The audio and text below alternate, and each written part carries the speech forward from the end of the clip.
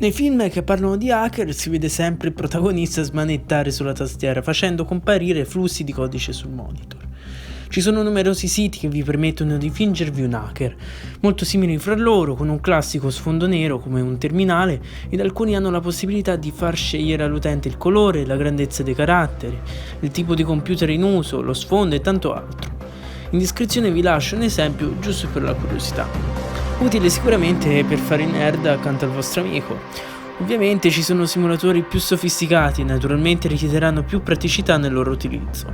Comunque se eventualmente volete fare gli avventurieri su Google basta cercare Hacker Typer ed ecco una lista di questi siti.